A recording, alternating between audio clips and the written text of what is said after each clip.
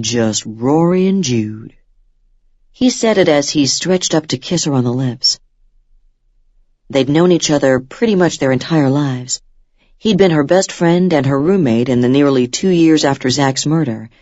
They'd only shared that first kiss the New Year's Eve before and hadn't become a real couple until later than that. It'd be good to go on a vacation together. Things between them were good. It had felt totally natural to be with him. She'd loved him before Zach, and then he'd been there after Zach, and she'd loved him again. She was past the point where she questioned her glorious second chance at forever with a man she knew would love her just as long. Her man. A good, strong man who loved his people. A man who'd die to protect not just her, but the people in town. As a cop, Jude took that commitment even further.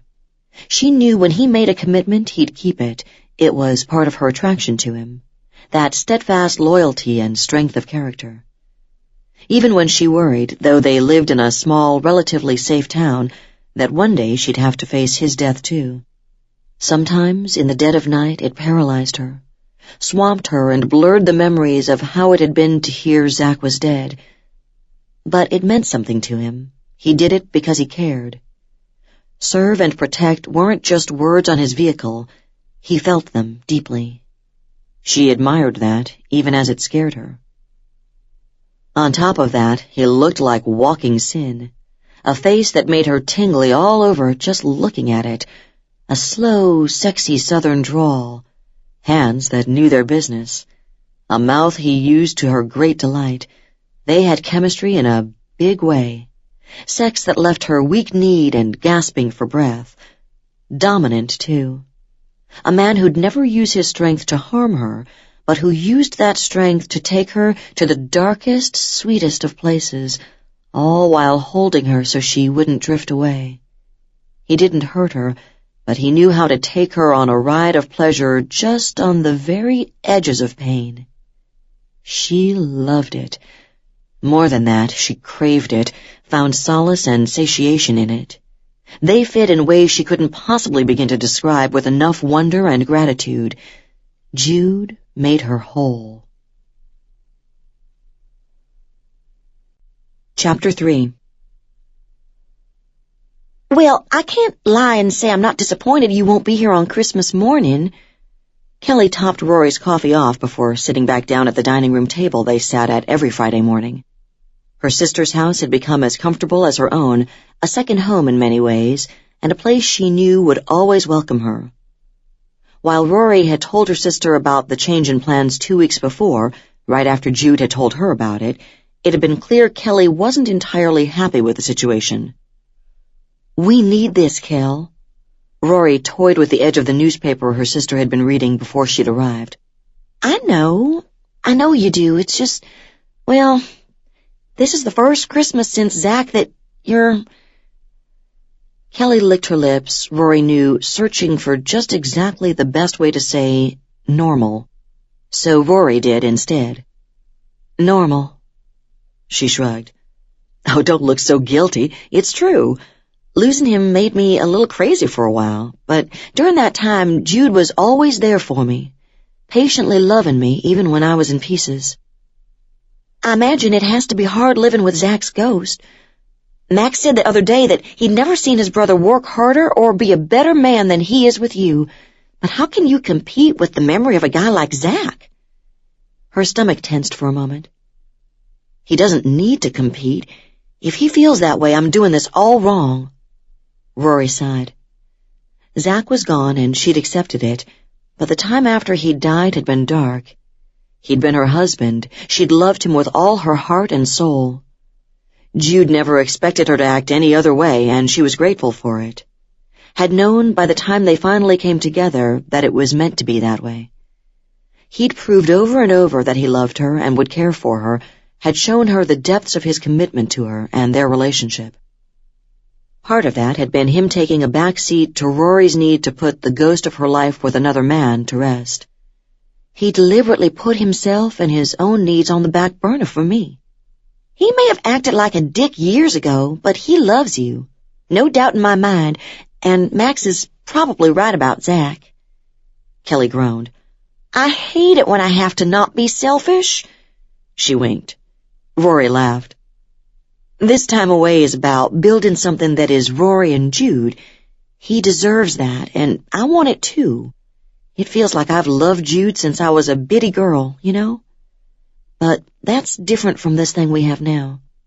Well, you have grown-up love, complete with in-laws and all that politics stuff that comes with it.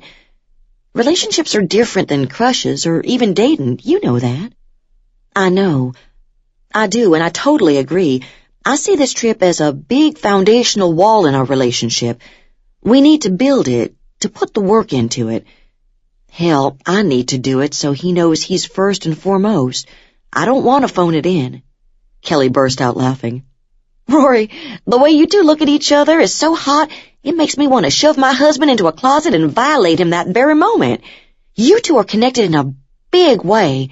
He absolutely adores you. I had my doubts, I can't lie, but he's been good to you, always put you first. He'd do anything to make you smile, and how can I not love him for that, too? Rory blushed, the heat on her cheeks also due in part to how hot it was that he looked at her the way he did. I love him more than I ever thought possible. He makes me happy, fills me up, and makes me feel beautiful. I want to put him first. I want him to be as happy as he makes me. I want him to know without a doubt that what we have isn't a rebound thing or me settling. Kelly squeezed her hand. That's the key to a successful marriage. Well, that and good sex, though, she lifted a shoulder. Combining those things is always a plus. I just never want him to feel second best. But it's hard to find a way to say it without bringing Zach up, and I don't want to make him think I'm hiding it either. It's a careful walk right now. Course it is, baby. You both love each other. You care about the other's feelings. That's why it's so hard. And frankly, I think that's why it works. You both understand you had a second chance at love. It's rare enough to find it once, the way you and Zach had it, but you and Jude have it too, in your own way. It's not the same, and I think it's better that way. Imagine if it was very similar. You'd be wondering deep down if it was just that you saw parts of Zach in him and that's why you were with him, and he'd wonder the same thing. Rory took a deep breath and sipped her coffee. It was good to be understood the way she and her sister shared.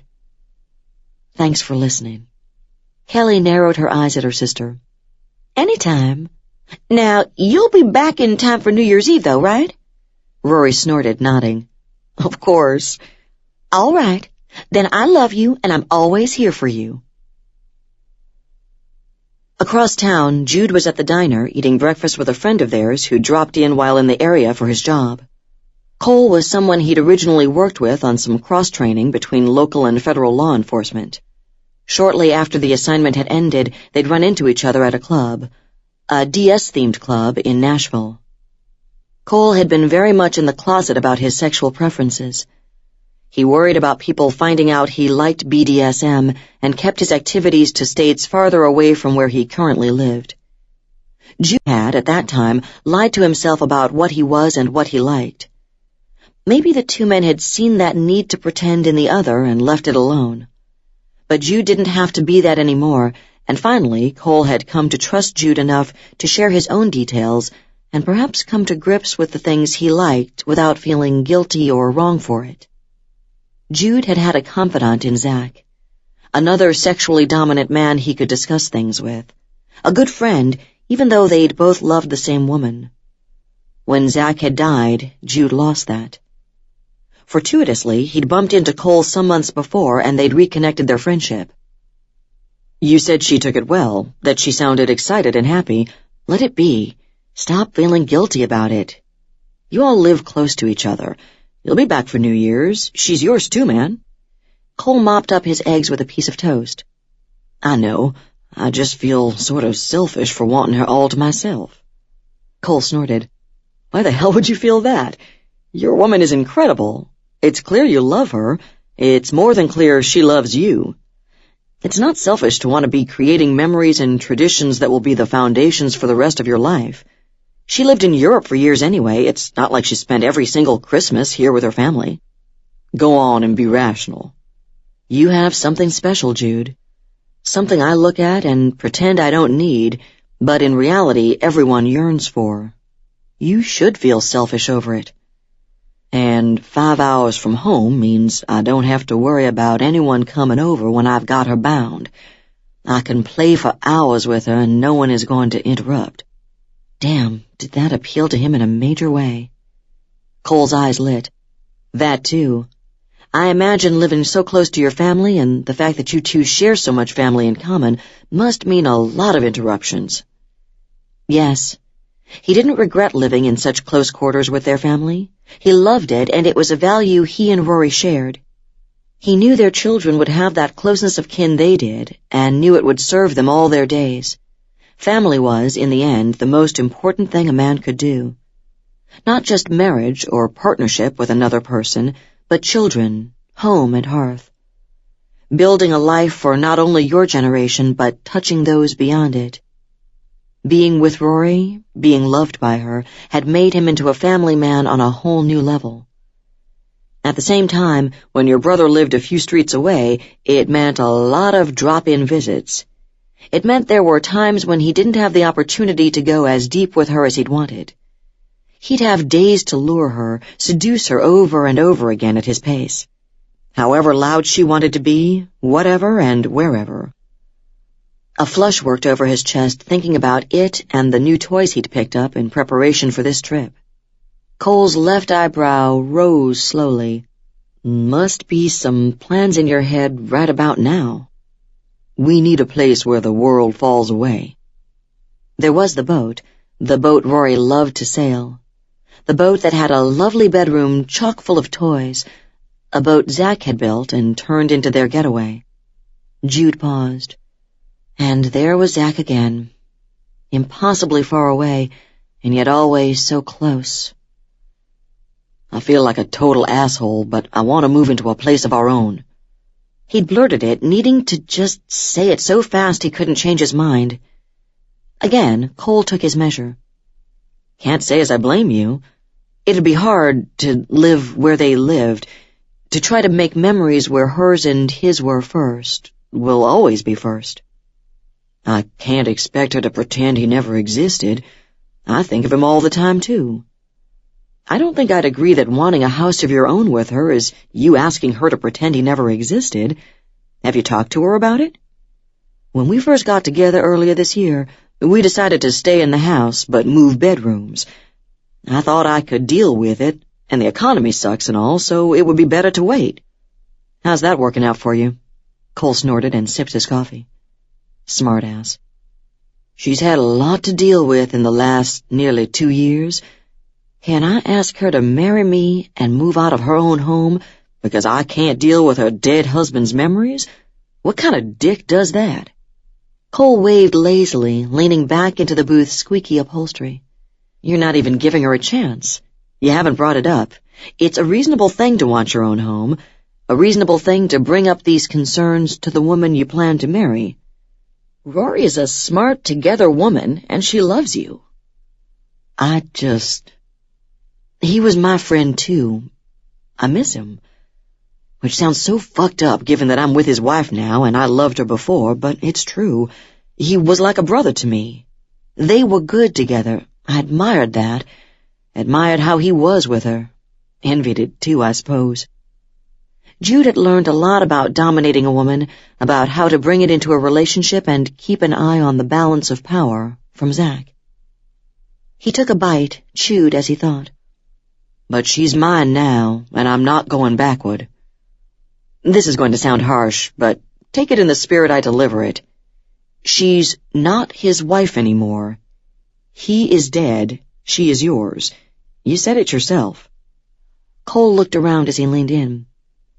He'd be the first guy to tell you to own her fully, to thank your ass and little green apples that you've got a woman like her giving herself to you. Jude smiled. Yeah.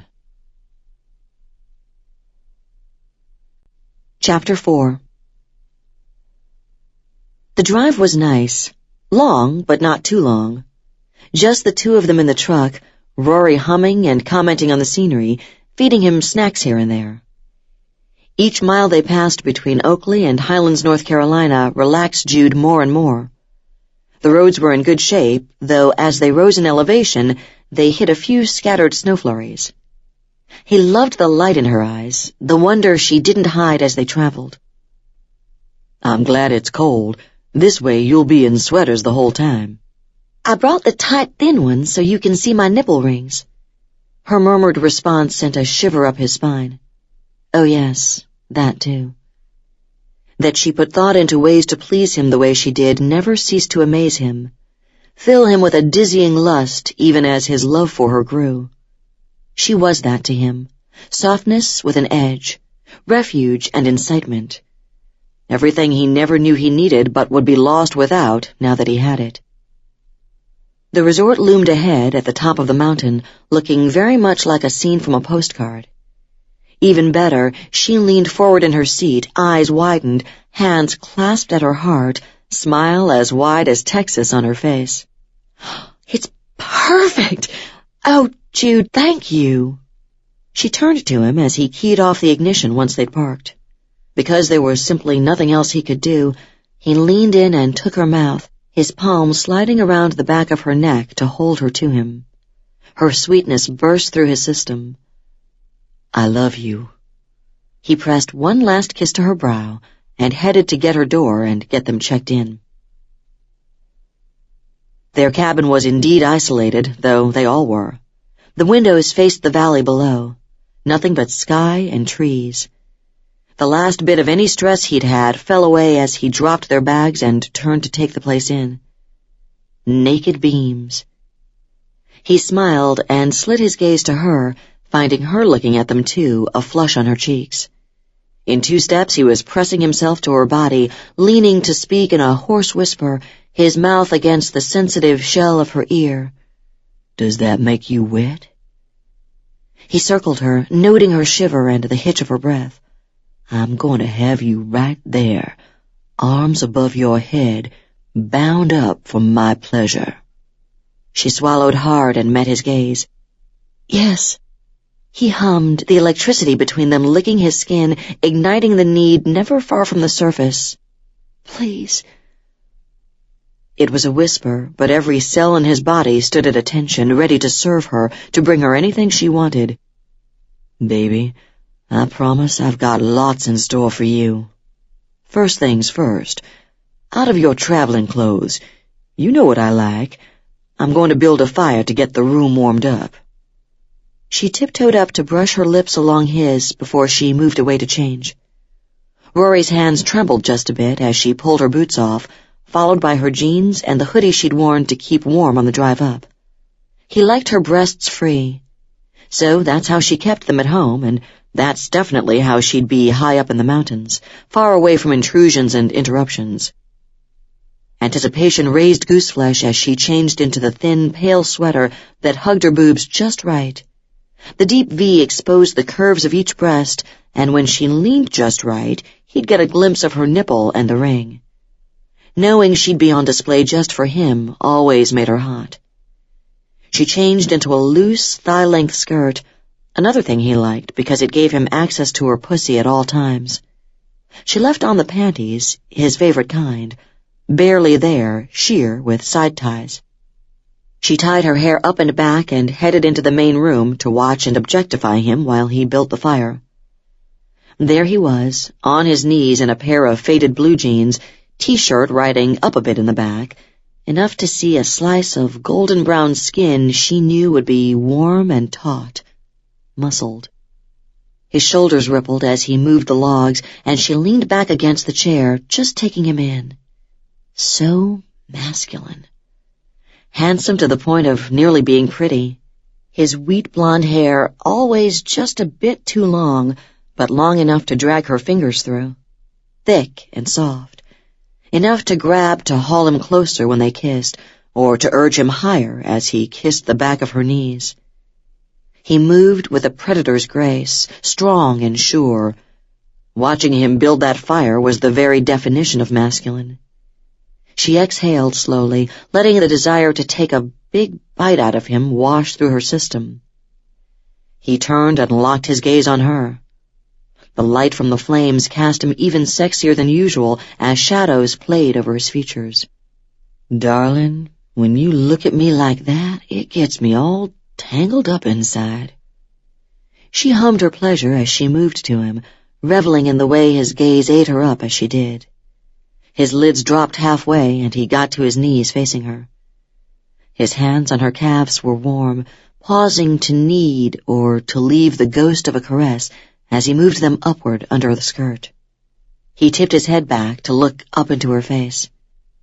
So handsome and sexy, her breath hitched and her hips jutted forward. "Good." Her breath caught again as he dragged his short, blunt-tipped nails up her thighs.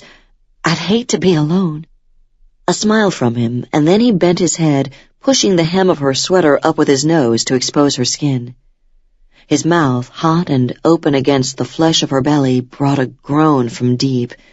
She grabbed his shoulders as her knees buckled slightly when he nipped at her navel and laved the sting. His fingertips brushed over the material of her panties, a breath of a touch.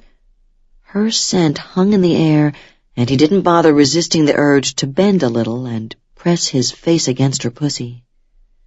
His groan was an echo of hers as he held her to him. Perfect. He breathed over her, knowing the air would stimulate her, but not enough. And then he stood.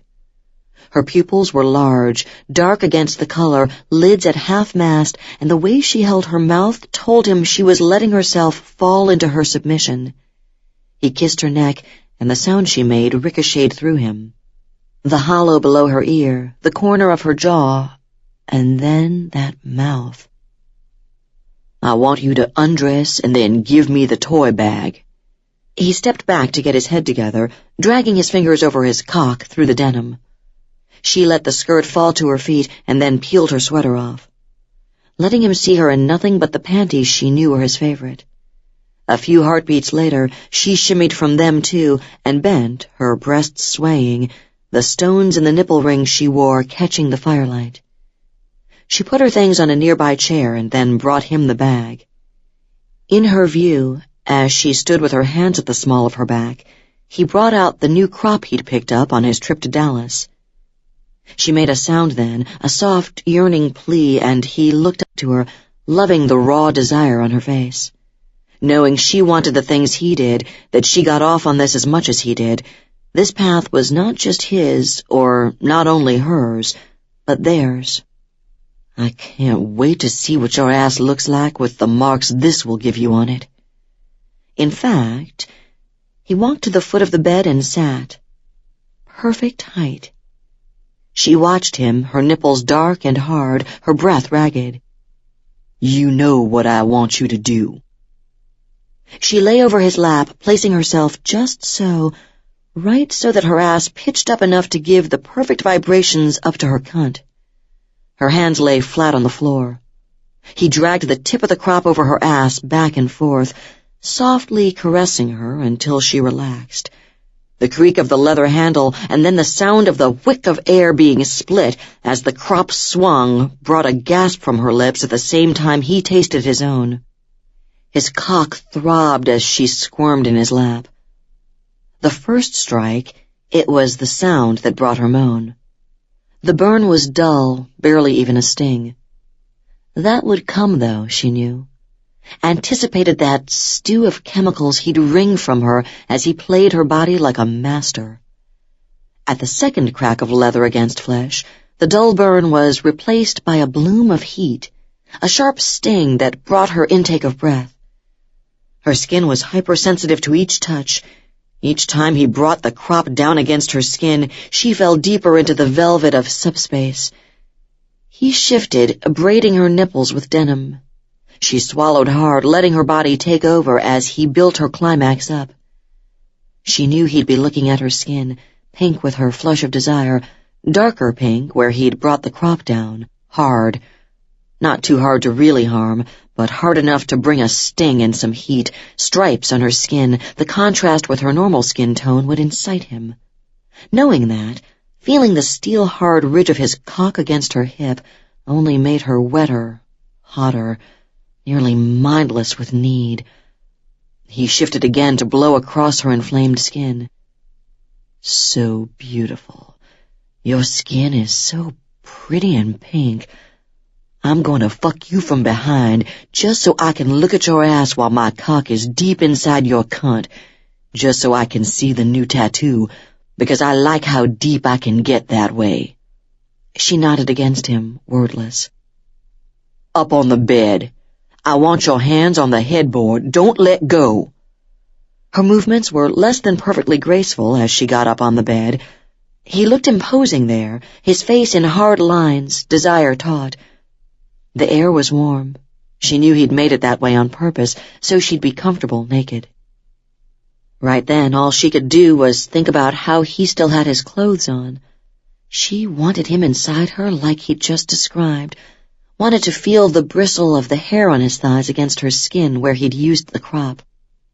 His smile and the light in his eyes told her he had his own plans, and he'd get to it when he was good and ready, which only made her hotter for him. Her fingers dug into the headboard as she watched the way he reached down and pulled his shirt up and over his head. Whew, boy. Before I fuck you, I'm going to eat your pussy. Take the edge off a little. Beyond words, her brain managed a whee. He got on the bed behind her. I can see how wet you are. His knuckles brushed against her clit, sending dizzying little waves of pleasure through her body. You're slick and wet, shiny with your juices. He said this with his lips against that crease where the cheek of her ass met her thigh. Dark and swollen, ready for my cock. Spread wider. Rory inched her knees wider and nearly screamed when he took a long lick from her asshole to her clit.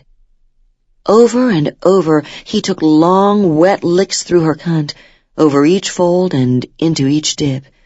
He knew each and every spot, just how hard or soft she liked it, and he used it to ravish her, to devastate her with the buildup of so much pleasure she wasn't sure she could withstand it. She rocked forward and back to meet his mouth until he stilled her with a firm hold, his fingers spread wide over her thighs, holding her open and just where he wanted. There was no hiding from it, from the intensity of sensation drowning her. Instead, she embraced it, leapt into it, and opened up to an orgasm that felt as if her entire body exploded apart and welded back together in his arms as he lowered her to the bed, careful to keep her on her belly. Wow, she managed to mutter around a tongue that felt like a bag of sand. He laughed, wrapping himself around her, trailing kisses along her shoulder. When she got the feeling in her legs again, she'd go for that belt buckle. I think we should take a walk. The room even came with 2 walking sticks. I think we should have more sex. He nipped her shoulder, making her hiss and then shiver. We will, greedy, when I'm ready. You'll need to recover, because I plan to fuck you so hard it makes that slapping sound you like so much. Oh, God, she loved when he thrust so hard her tits bounced, and his skin meeting hers actually made a slap, loved the raw edge of his control. She smiled, her face buried in the blankets. The bed rustled as he rolled from it, and she turned, enjoying the cool of the comforter against the heat on her ass. Damn, he was easy to look at. A smile hinted at the corners of his mouth. What are you thinking about, darling? Should I be worried? Love filled her, blurring her vision for a brief moment. She moved to him and straight into his embrace, his heart beat steady against the ear she pressed to his chest. Just about how awesome this trip is, and about how much I love you. I was just thinking the same thing. I suppose I can let you draw me out into the cold. A walk does sound good, and maybe the cold will soothe my ass. Will it be all right to leave with a fire going? I don't plan a big long walk. There's just a path here. He pointed to the map of the resort. Maybe 10 minutes? We won't even be totally out of sight. The wood isn't popping or anything." He brought the rest of the bags in while she got dressed in warm clothing and surprised her by handing her a brightly wrapped package. "I think this might come in handy." "You spoil me." She grinned as she tore the pretty wrapping away and found a soft cashmere scarf, cap, and pair of gloves. "I was born to spoil you. It's my job." He put on his own gloves and a cowboy hat that only made her more reticent to leave the cabin. He looked so delicious. Chapter 5. The trail near their cabin was quiet, but for the crunch of gravel beneath their feet. Snow fell on and off in delicate flurries, enough to cling to Rory's hair, spun gold with icy white. Her cheeks were rosy, eyes bright as she took in the scenery. Her hand fit in his just right. It was just the two of them, far away from all responsibility. It felt damned good. "We need to do this more often, get away from Oakley and our friends and family." That she said it first surprised him. "I think we need it, the time alone." They kept walking, occasionally halting for her to take a picture or two. The silence between them was easy.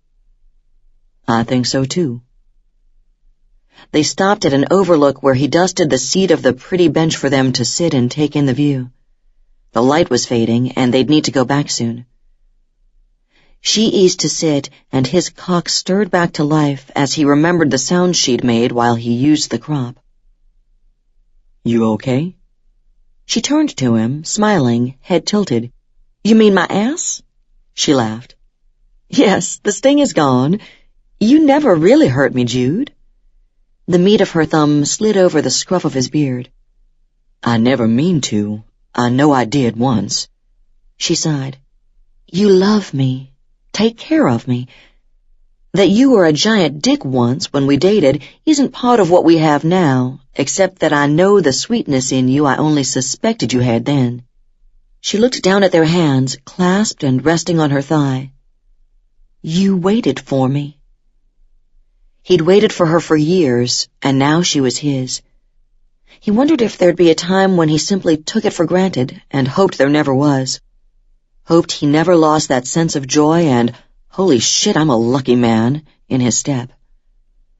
"I don't deserve you, but I sure as hell don't plan to give you back." He kissed her harder than he'd planned to underline that. "I'd have waited a lifetime for you," he gasped when he broke away. She looked up, eyes glossy with emotion, her swollen bottom lip trembling just a bit. It came naturally to kiss her again, and so he did. She scrambled into his lap, facing him, wrapping herself around him. "Every day I wake up and you're there. Your scent is on my skin. I have a moment when I am nearly overwhelmed by my blessings. You anchor me in a way I can't really explain. It's unshakable and deep, strong, and it makes me feel not just loved and safe, but cherished, adored." She held him tighter, neither of them speaking for several minutes. "You look at me and make me feel like a queen. Most people live their entire lives without feeling that way more than a handful of times, but I feel it every single day." He stood holding her still. "It's getting dark. Let's go back." She took his hand as they headed back up the trail. "Thank you," he said softly as they made their way to the cabin. It was new to him, this sort of connection. Sure, they'd been friends most of their lives, and a brief romantic turn before he'd fucked up and lost her to the man she'd fallen for and married. But before Rory, he'd not been totally out with his sexuality. He took his responsibility, his role as the top in their relationship, seriously. And not in an all-caps I'm your master way, but because she chose to submit and he should always be worthy of it. Which meant putting her needs first and being aware of what she was thinking and feeling on a whole new level. In truth, it made him a better man, though he wasn't sure anyone but Zach would have understood it if he'd said it aloud. But he wanted to do right by them both, What they had was special, and he'd die before he'd fuck it up. At least, on purpose. Dinner reservations in less than half an hour. Not enough time to finish what he'd started earlier. I did tell you they were bringing it here, didn't I? Her delight was clear in her features. You didn't? He shrugged. Thought you might like it. You spent a lot of time thinking about what I like. She dropped to her knees. Why don't you let me think about what you like for a few minutes? We have enough time for me to suck your cock before they arrive. You know, just to take the edge off. He sifted her hair through his fingers before tightening his fist around it and tugging her forward, reveling in her gasp of pleasure. Within moments, her clever fingers had worked the belt and his pants open. Her breath against his cock sent shivers up his spine. She wasted no time, taking him into her mouth, hot and slick with just the right amount of suction. He would have closed his eyes, but that would have meant not being able to watch her with his cock in her mouth, on her knees in front of him. There was simply no contest there. Her hair slid forward and back as she moved, sucking him deep and pulling nearly completely off, giving him a peekaboo view, adding to the allure. The pleasure banked, building from his toes as she built him up, slowly, surely, knowing exactly what he liked and how he liked it. Being so well known was something he associated only with her. She got him all the way to the bone. Content, utterly and totally content, he continued to watch, continued to let himself fall into her until orgasm swallowed him, sucking him under as he held onto her shoulders. She cut her eyes to his as she pulled back and pressed a kiss to the head of his cock. Better? He laughed, helping her to her feet and pulling her in for a kiss. You make just about everything better. She sighed happily. I love this place. No cell reception, my laptop is at home. A girl could get used to having Jude Callahan all to herself this way. You do have me all to yourself. He snorted a laugh. She made a cute little harumph sound, one he knew quite well since she'd been making it when she was displeased pretty much her whole life. In that moment, he saw her as the young girl and then the teen she was. Blinking, she paused, surprise on her face. What? Are you denying women still follow you around town like lost puppies? You're just the she-bitch to smack 'em down. But no, I don't notice because you're in my bed.